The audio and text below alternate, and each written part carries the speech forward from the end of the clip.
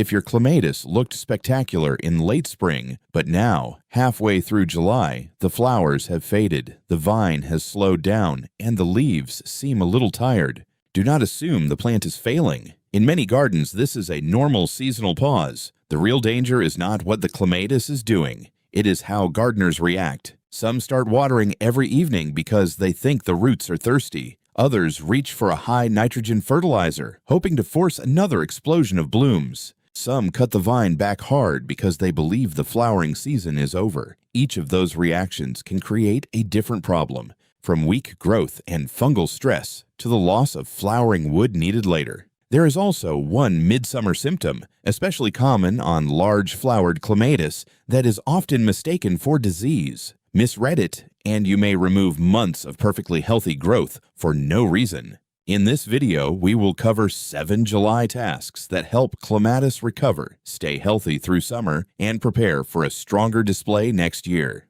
Before we begin, tell me your U.S. state or growing zone in the comments. Clematis behaves very differently in Zone 4 than in Zone 9, and I want this advice to match your climate as closely as possible. Let's get started. Number 1, keep the root zone cool even when the vine itself is growing in bright light. Gardeners often repeat the phrase, head in the sun, feet in the shade, but the idea is more precise than it sounds. Clematis does not simply need darkness around its base. What it really needs is soil that stays evenly moist, well insulated, and protected from extreme afternoon heat. In July, the upper layer of soil can become much hotter than the air above it because many of the plant's fine feeder roots sit relatively close to the surface. That heat can stress the vine long before the damage looks dramatic. Flowering may slow, leaves can lose some of their deep green color, new shoots may extend more slowly, and during a prolonged heat wave, developing buds may fail to open properly. The solution is not to move the plant or bury the crown under a mound of mulch. Instead, spread a 2 to 3 inch layer of shredded bark, compost, or another organic mulch over the root zone.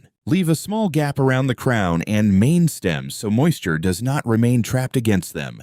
You can also plant low-growing companions such as hardy geraniums, heucheras, or creeping phlox nearby. Their foliage helps shade the soil without smothering the clematis. The goal is simple: protect the roots from sudden heat and seasonal moisture swings while allowing the vine above to receive the light its variety needs. Number 2, deadhead repeat blooming clematis now because every faded flower forming seed uses energy the plant could direct elsewhere. Once a bloom collapses, the vine begins developing a seed head. Those feathery seed heads can be attractive in fall, so there is no need to remove everyone. But if you are growing a large flowered hybrid that naturally produces a second flush, July is the moment to decide whether you want more seed heads or more flowers.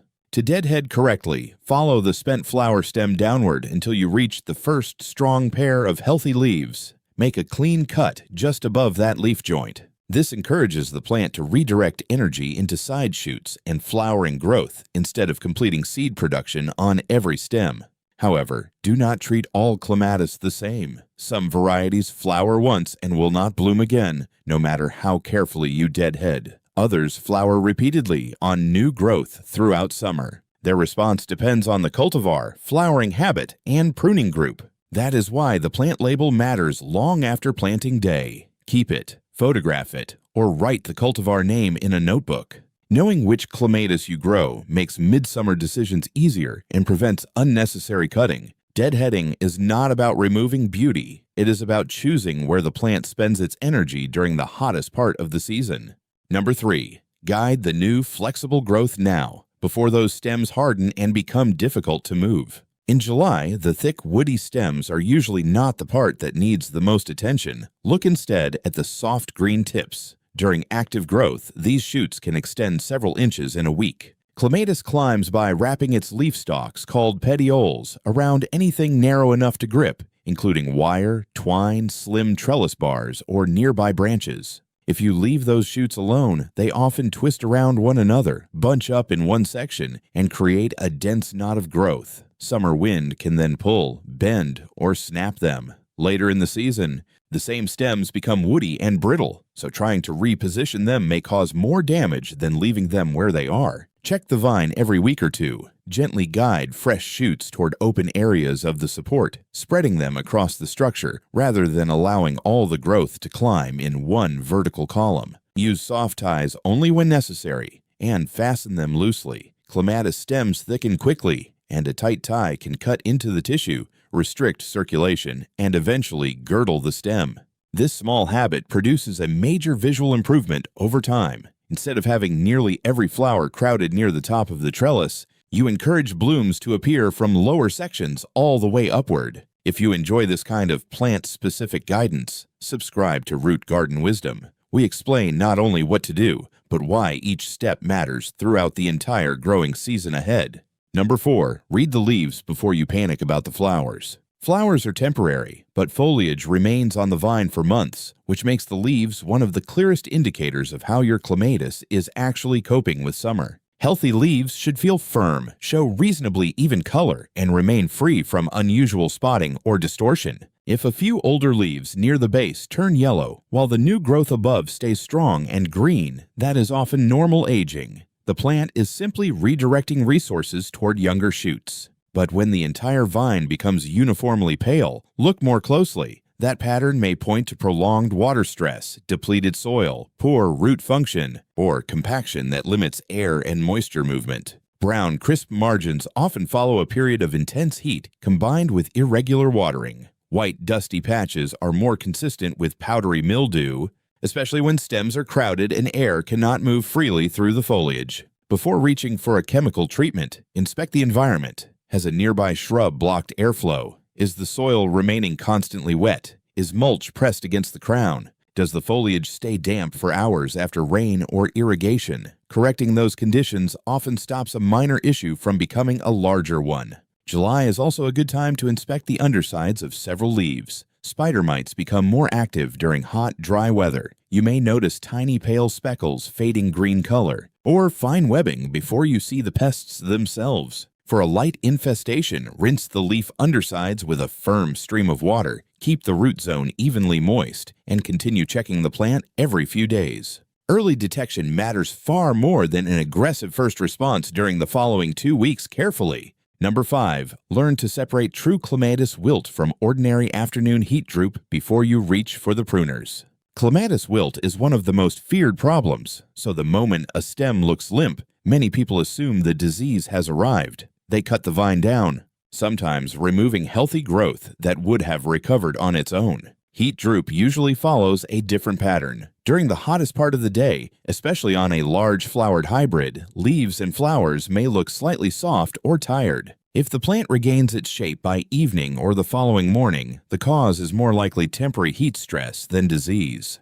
True clematis wilt is usually sudden and localized. One stem that looked healthy the day before may collapse almost overnight. Its leaves and flowers shrivel quickly. The tissue may turn dark brown or black, and the stem appears as though its water supply has been cut off, while neighboring stems remain normal. If that happens, do not pull out the entire plant. Trace the affected stem downward and cut several inches below the damaged tissue using clean, disinfected pruners. Place the removed material in household trash rather than a compost pile, then clean the blades again before touching another stem. Clematis is often planted slightly deeper than it grew in its nursery container, leaving dormant buds below soil level. Those buds can produce replacement shoots after upper growth is lost. Recovery may take weeks or longer depending on the variety, root strength, weather, and severity of the damage. The lesson is simple. Observe the pattern, confirm what you are seeing, and cut only what is affected. A rushed diagnosis can cost the plant far more growth than the wilt itself.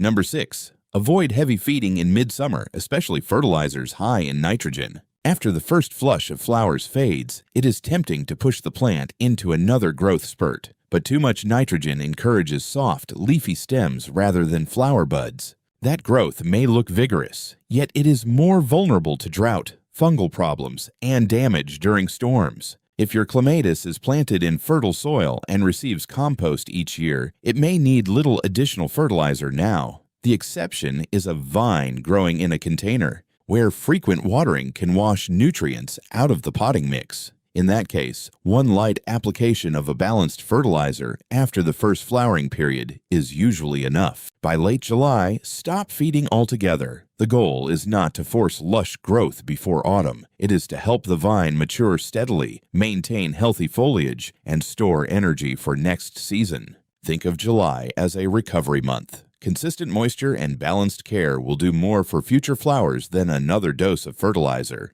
Number 7. Inspect the support system before a summer storm tests it. By midsummer, a clematis may have added several feet of new growth, creating more surface area for wind to catch. A trellis, wire panel, or arbor that felt secure in spring can suddenly fail under the combined weight of foliage, rain, and strong gusts. Because older clematis stems become woody and brittle, a major break is often difficult to repair. Check every screw, bracket, anchor, and tie. Replace garden twine that has become dry or brittle in the sun. Look closely for stems rubbing against rough wood, metal edges, or loose fasteners. Repeated friction can damage the outer tissue, weaken the stem, and create an opening for disease. As you inspect the structure, spread fresh growth evenly across it. Do not let the vine collect at the top or on one side. A balanced arrangement improves airflow, reduces tangling, and distributes wind pressure evenly through the support.